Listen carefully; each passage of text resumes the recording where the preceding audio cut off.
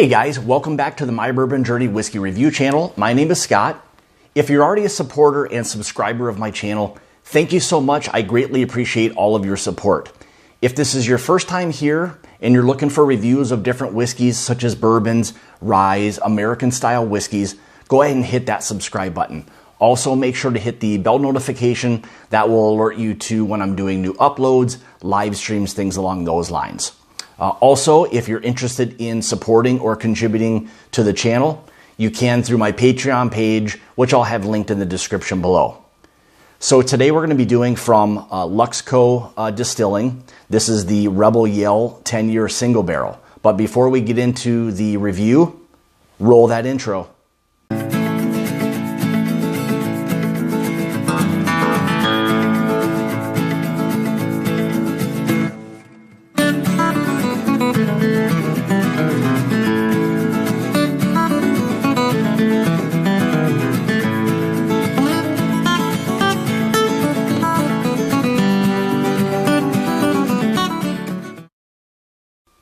So today we're going to be doing a review of the Rebel Yell 10-year single barrel.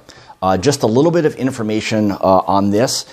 This is from specifically barrel number 4744176, and this was barreled on September of 2005. So basically could have been put into the bottling, really anytime after September of 2015.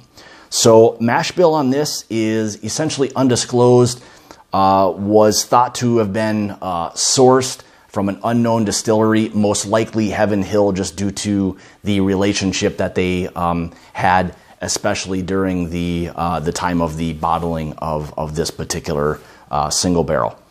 This is a 100 proof or 50% ABV bourbon. Again, age stated 10 years. MSRP on this is right around that $60 range.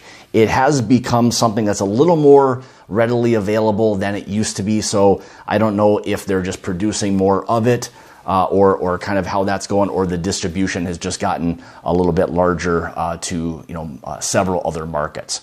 So why don't we get into the review? So typically, like I try to do with all or most of my reviews, is we'll go through the appearance, we'll go through the nosing, the taste, the palate, the finish, and then really kind of finish up with any other general information regarding the product and or the channel. So, all right. So as you can see, really nice kind of amber type of color. We know it's been in the barrel for, a minimum of 10 years based on the age statement. So it does have a really nice kind of amber color to that. So, all right, let's get into the nose here.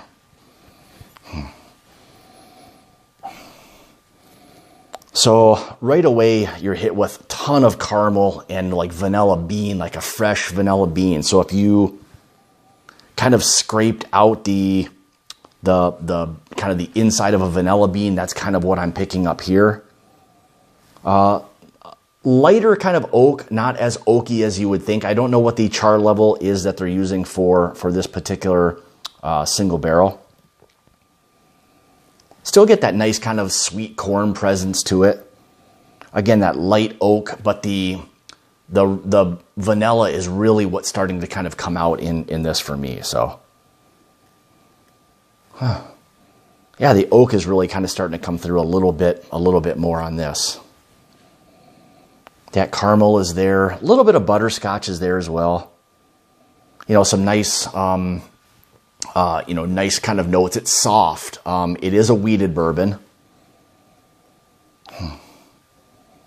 And I forgot to mention before, MASHBILL on this was 68% corn, 20% wheat, and 12% malted barley. So a nice real, I would say, just a nice wheated bourbon MASHBILL on that one. All right, so let's go ahead and we'll kind of get into the tasting here. Cheers.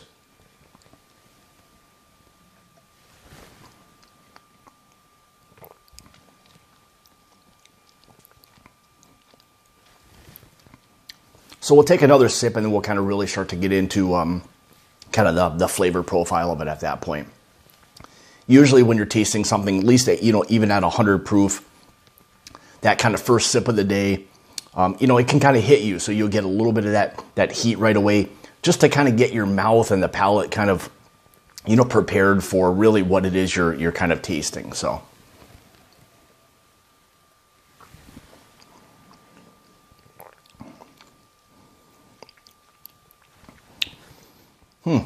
So very, very similar to the nose. You're hit right away with a heavy amount of vanilla, that kind of creme brulee, fairly soft on the palate. There's that floral note. There's that standard wheated kind of profile it has right away, kind of that soft, smooth kind of character to it.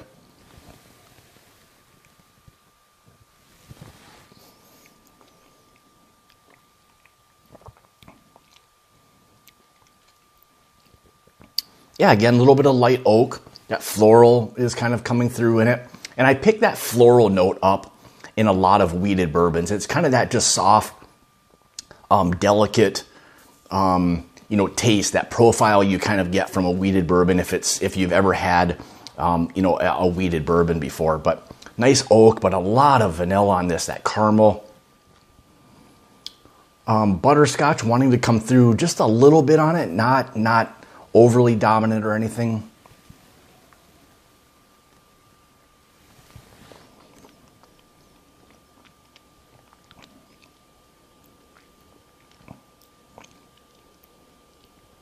A little bit of cinnamon there as well. I would say as the finish part of this begins to kind of develop, it's a little bit on the dry side. Finishing with a little bit of kind of a zestiness, kind of like an orange zest type of note to it. That vanilla bean is still there for sure. Some oak is there, a little bit of leather. Starts to kind of dry out the palate a little bit. Yeah, so I mean, really, really nice kind of just easy drinking. Once you get beyond the first, you know, 1 or 2 sips and the heat kind of starts to go away a little bit, you start to really pull out some of those nice flavors. But again, that vanilla, the caramel, a little bit of butterscotch, the oak is there. You know, starts to finish with a little dryness. That citrus note again is there.